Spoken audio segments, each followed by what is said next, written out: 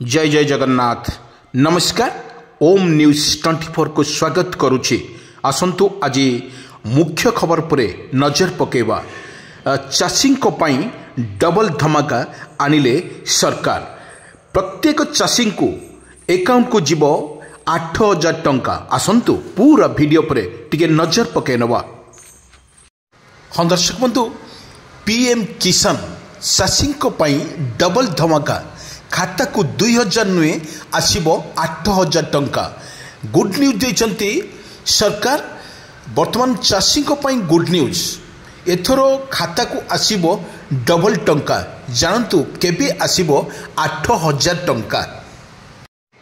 दर्शक बंधु, आमे कहि रखुछु सम्मान निधि योजना जहा पीएम किसान योजना लाभ भावरे मध्य जनाशुना 2019 रे भारत सरकार द्वारा आरंभ होइथिबा एक कार्यक्रम।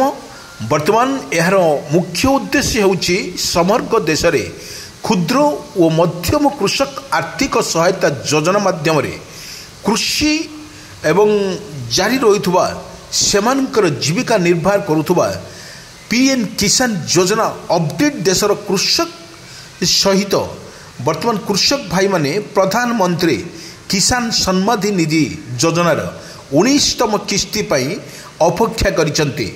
किंतु पूर्व किस्ती 18तम किस्ती 5 अक्टोबर रे रिलीज होइतला बेले एई योजनार किस्ती प्रति मासरे प्रति 4 मासरे सीधा सड़क कृषकंक अकाउंट को पठा जाए। हाँ दर्शक बंधु, पीएम किसान अपडेट यार अर्थ हेउछि प्रत्येक किस्तीर 2,000 टंका हार रे 3टी किस्ती रे कृषकों अकाउंट को 6,000 टंका जमा हुए।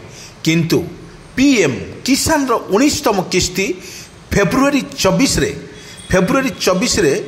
2025 रे रिलीज होवार अछि। 19तम किस्ती पाइबा पाई केवाईसी करिबा निहाती आवश्यक अटे।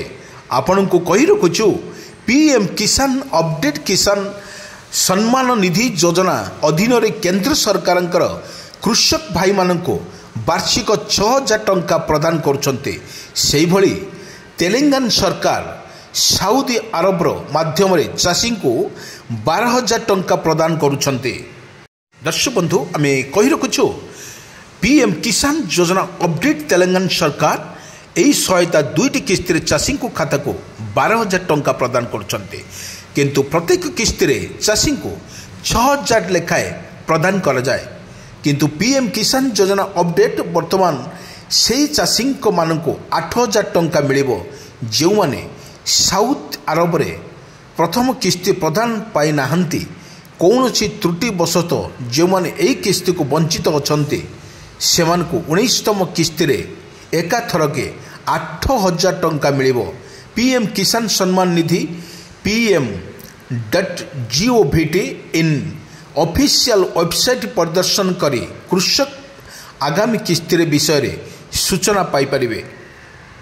दर्शक बंधु, आमे कहि रखुछु पीएम किसान योजना या व्यतीत कृषि मंत्रालय द्वारा वेबसाइट रे पीएम किसान सम्मान निधि बा हेल्पलाइन ले आपण माने 1800945895 मध्य अधिक सूचना मिल पारिबो। यह माने रखिबा उचित जे जो माने एई केवाईसी करिनांती से माने एथर 19तम किस्ती पाई परिबे नाही।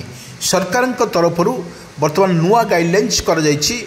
आपण एई की केवाईसी आपण जदि करिनांती तुरंत करि नियंतु।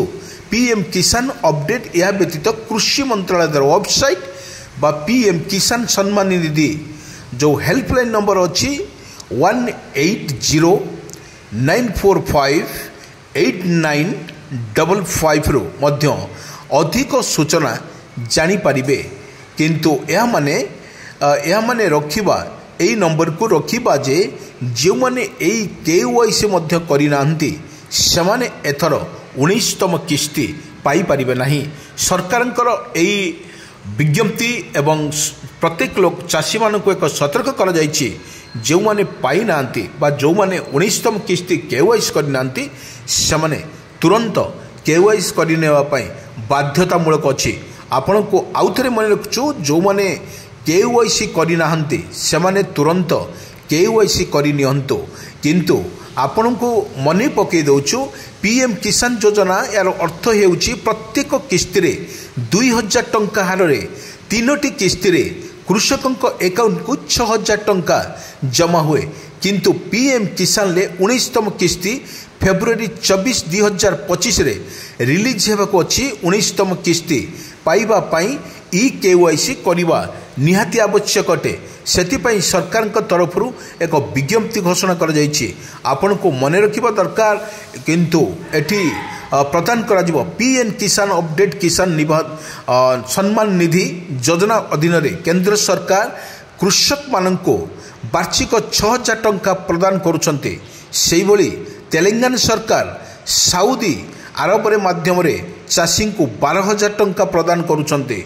एही क्षेत्र रे माने कहवा गले प्रत्येक किस्ती PM किसान अपडेट तेलंगाना सरकार यही सहायतार 2टी किस्ती चाषी को खाता को 12000 टंका प्रदान करछन्ते। प्रत्येक किस्ती चाषी को 6000 टंका लेखाए प्रदान करा जाए किंतु एटी बड़ कथा होउची एही मानक चाषी माने PM किसान सम्मान निधि योजना अधीन रे केंद्र सरकार कृषक वार्षिक 6000 टंका प्रदान करछन्ते।